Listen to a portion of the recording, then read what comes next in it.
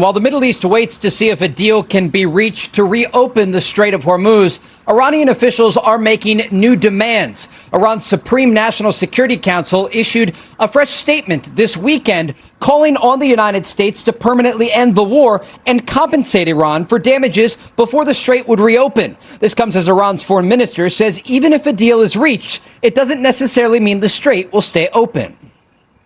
We have been discussing the temporary route, and we are very close to reaching a conclusion. Work is being carried out based on the maps of this route. Prepared by the armed forces, negotiations have taken place between the navies of the two countries, and the details are being finalized. I believe we will be able to conclude these negotiations very soon. Conversations about the strait come as the U.S. naval blockade of Iranian ports remains in effect, costing the regime hundreds of millions of dollars each day.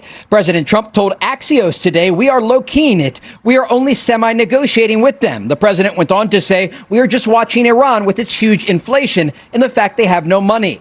Vice President J.D. Vance told Fox News that U.S. pressure on Iran will continue.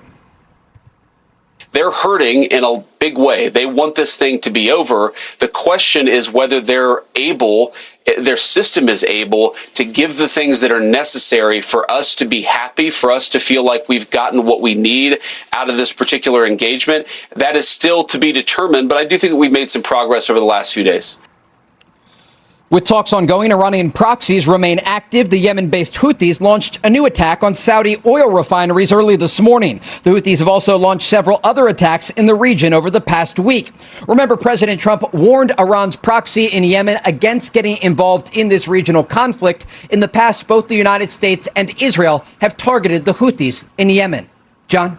Trey Yingst reporting live from Tel Aviv. Trey, thanks. Back here at home, Americans are also feeling economic pressure as a result of the conflict in Iran. The average price of gas remains stuck above $4 a gallon in this country.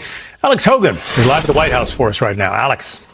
Hi, John. So National Economic Council Director Kevin Hassett appeared on multiple channels today talking about economic numbers. He pointed to the gas prices coming down from where they were at the beginning of the conflict and made concerns over inflation.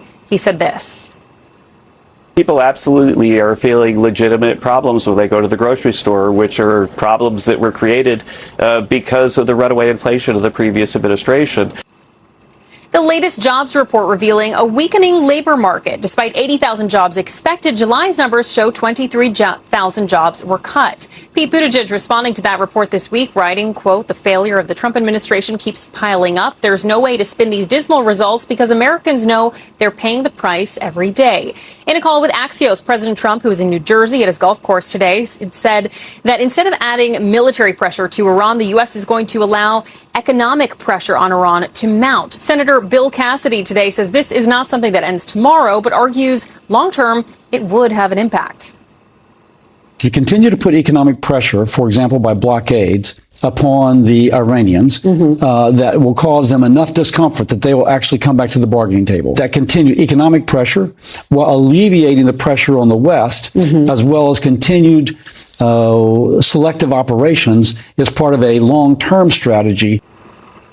And President Trump, again, in that call, says that the administration is continuing to watch Iranian inflation. Meantime, back here at home, a Marquette Law School poll says that 75% of Americans say they believe that the cost of the war